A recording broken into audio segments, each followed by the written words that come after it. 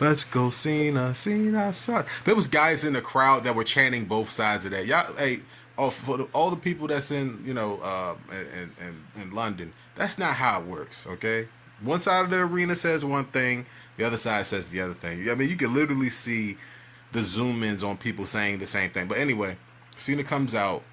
This is March 31st Raw, live from London, middle of the day. Cena comes out, and before he can say a word, all right, he's dressed in the croissant, French garb. This is his last time. All this other stuff, and then before he can say a word, here comes Cody Rhodes. Cody, Cody Rhodes, Cody, Cody Rhodes, and Cody is dressed like a Batman villain. By the way, okay, he's dressed like a Batman villain. He's got the Batman. He's basically dressed like the Riddler. Okay, he's dressed like the Riddler. He's like a Batman villain. He's got the pinstripe suit on. His mannerisms is like a heel. Everything that he's like, it's crazy. All right, and that's something that Cena called out during his promo. Now, up until this point, Cena had not said anything about Cody Rhodes. His last two promos were Cody Rhodes list. All his attention was to the fans and how toxic the fans have been, and him trying to show the fans how unappreciative they've been of him.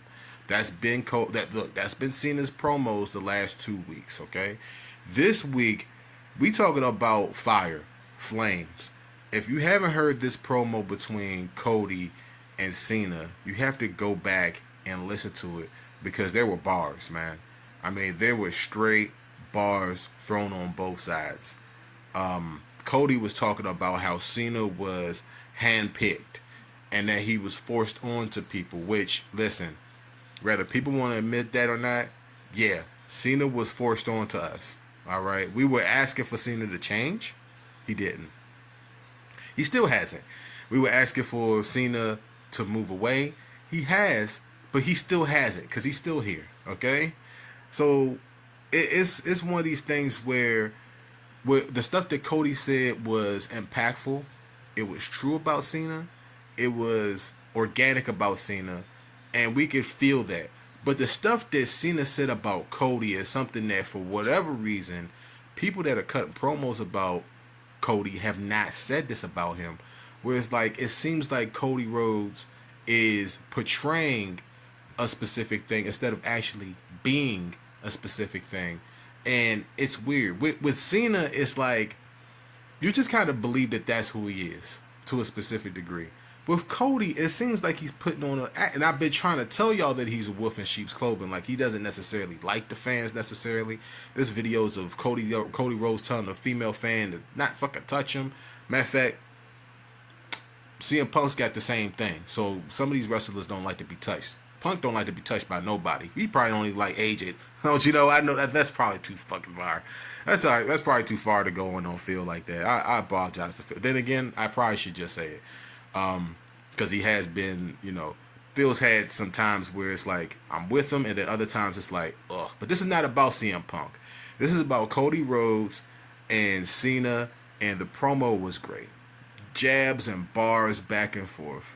I mean, what more can you ask for from two guys that are known for having emotional, crowd-pleasing, connecting promos? Both of these guys are capable of doing it, and Cena is one of the best. Like, I think that Cena's mic skills is probably very underrated.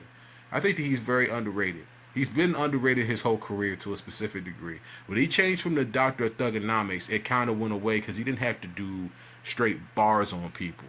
You know what I'm saying? He was Punk before Punk was Punk. For real, for real. He was spitting bars at people, destroying people on the mic. You know what I'm saying? I'm pretty sure that Max Caster is inspired by Cena. You know what I'm saying? But his gimmick is completely changed. But anyway, it's one of these things where if you ever heard this promo, y'all have to go back and watch it, listen to it. It was very telling. They mentioned The Rock briefly. They mentioned Cena's soul, but didn't necessarily mention Cody's soul, which is very important here. There's something that people have to understand that's a dynamic here. That, that like y'all can see that Cody is dressed like a Batman villain here, and Cena's got the shorts and the jorts and everything like that going on. what needs to be important here is that The Rock is not being mentioned enough here. Okay, it was mentioned on this promo, which is a good thing, but he's not being mentioned enough, which makes you believe that there's definitely going to be a double turn here. Cena hasn't changed anything, folks. Look at the screen. He's still wearing the same shit he was wearing back in 2K16, 13. He's wearing the same shit. And then meanwhile, Cody comes out there dressed like Ric Flair. He's like, buddy, he's like, that's like a loud version of whatever Ric Flair used to wear. All right, he's fresh though. He's fresh, but he's dressed like a Batman villain. All right, he's dressed like a Batman villain, and people want me to sit up there and sing adrenaline in my soul. Not hell no, hell no. All right, he's a heel. Cody turned at Bad Blood. I'm going to keep saying it. So let's get on with the promo. They go back and forth. Probably the hardest bar. Well, I wouldn't say it's the hardest bar, but it was the bar that got Cena to stop in his tracks to come back. Cody said, at least they don't chant that I can't wrestle. All right. All the stuff that was said, he talked about Cody being protected and that he's going to expose Cody Rhodes. Yeah, I think that he's going to expose Cody. This is the first time that he's addressing Cody. He said he was going to expose him at WrestleMania. And I think that Cody's going to expose himself for the most part. He's going to be the one that actually sold his soul to The Rock. All right? I think that that's what's going to happen. All signs point towards that. Cena hasn't changed anything, folks. So he says that he can't wrestle, right? And then Cena comes back into the ring. He points at him. He's like, man, you know, you're dressed like a Batman villain. I should just drop you right there. I should just drop you right there. He is antagonizing him, and Cody's pants is a little bit too tight, and it's crazy, man. Like, watching this to a specific degree was crazy, and both of them came off as heels, but more so Cody. Cody came off more like a heel because he's the one that's antagonizing Cena. All right, he's antagonizing Cena. Cena's not paying attention to Cody at all. He's not mentioning Cody until today. He didn't even get the chance to even say anything to the crowd. He said before he came out, he said you spoke to the crowd too much. But the tipping point was saying that he couldn't wrestle. The 5 moves of doom. Y'all know what the 5 moves of doom is? I'm gonna name it out for y'all for the people that don't know. All right, the shoulder tackles, the you can't see me, the five knuckle shuffle, the FU, right? He calls them the attitude adjustment now, and the STFU. Those are the 5 moves that you're going to see Cena do every match. And for a bonus, I would say that he has the one. What's the one move he has? The leg drop off the top rope as a bonus. He does those moves every match. All right, so about 6. The 6 moves of doom, 5 moves of doom. It is what it is. He mentioned that. So when people say that Cena can't wrestle, yeah, we've been telling him to do a goddamn do a new move for a while, suplex or something, or German or something. I mean, he got German so many times by Brock Lesnar that you would think that he would go into the gym and figure out how to do one. That's crazy. But this was the tipping point. Cody's like, "What you gonna do, sucker? What you gonna do? What you gonna do?" And Cena's like, "Look, you don't cross the line by saying I can't wrestle, even though I know that I can't. I know that I can't if I can get the words out." I see the Snickers bar at the bottom of the screen. And then he catches him in the crossroads, and he drops him. And Cena just plays like he's dead for like the last, 3-4 minutes of it. I mean, we've seen Cena take 15 Germans and get up, and one crossroads he's laid out. So it is what it is. Y'all can take that for however you want to take it. Cody Rhodes looks strong in this situation, and that's what they wanted to do going into WrestleMania. All right.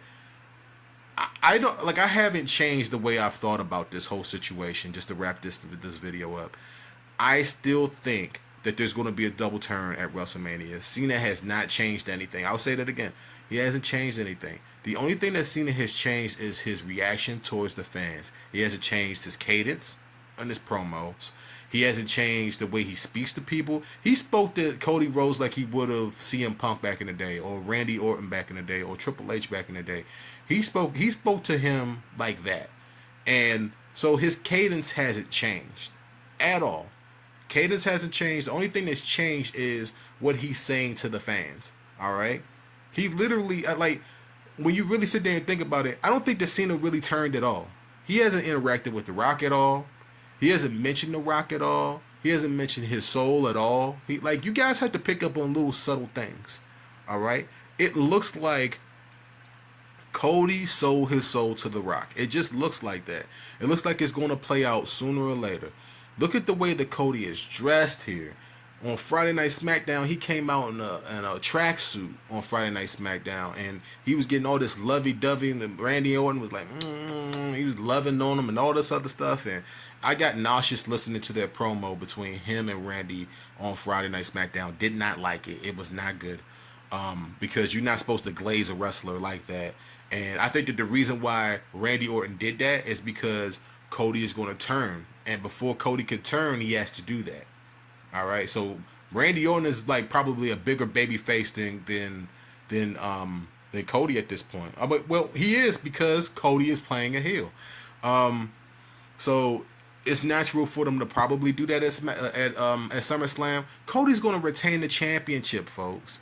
Cena's going to turn at the end of WrestleMania. That's what he's supposed to do. Cena's going to be probably busted open, bloodied, leaving WrestleMania, and the fans are going to be chanting, "Let's go Cena," or "Thank you Cena" at the end of WrestleMania. I'm telling y'all, Cody Rhodes is going to be flipping off the fans I'm telling y'all, bro. Him and The Rock and Travis Scott at WrestleMania. That's going to be the lasting image, standing over Cena's broken body, and then you're going to have kids over there crying at WrestleMania, crying for Cena. And all this other stuff, and we're going to, like, the way that the promos are going, that's the way that it's shaping up to be. How come folks don't see that, man? How come you folks don't see that? My head hurt because y'all don't see that. Y'all don't get it. But anyway, I'm going to leave y'all on this Cody Rhodes face right here. All right, it's one of these things where the guy, like Cena said, he was going to expose Cody, right? There's not much that Cody can expose about Cena that we don't already know. We already know that Cena is Hollywood. We already know that he was propped up by Vince. I can mention Vince, but they can't. Cody mentioned that he can't mention Vince. Nobody can mention Vince. I can mention Vince. I don't work for the company. And he said, like Cena said, he was going to expose him, but I think that Cody's going to expose himself. Why? Like, ask yourself this question before y'all leave this video. Some of y'all going to dislike it. It's fine. Ask yourself the question, why would Cody willingly lose to Cena at this point? Why would he even chance it? Why wouldn't he just guarantee that he's going to win the champion, that he's going to retain the championship at WrestleMania with The Rock? They have to do something. What's the most shocking thing that they could do in this match at WrestleMania? And why wouldn't they do it? The question of Cody's soul is dangling right in front of people's face like a carrot. Why wouldn't they do this? Why wouldn't they just capitalize on the fact that Cody Rhodes wants to be a heel, and that he's a way better heel than what Cena is? Cena is like a horrible heel. Like, his promo today was good, but it wasn't a heel promo. It was you not really, like, Cody Rhodes, you a fraud. You understand what I'm trying to say? That's basically what it was. It was a response to Cody. Cena's heel turn has not been good. He hasn't changed anything. He's not giving you anything because he's going to turn back, folks. He's basically portraying a heel to get the match over. He is not a heel. Cody Rhodes is the heel. Cody Rhodes is the heel, guys. Okay? I'm trying to tell y'all, so y'all don't be shocked when Cody turns at WrestleMania and he leaves with The Rock and Travis Scott. I don't even know if Travis Scott's going to be a part of it, but it just seems like he will be. All right? So let me know how you guys feel. Cody Rhodes' face turn or his face run has not been good.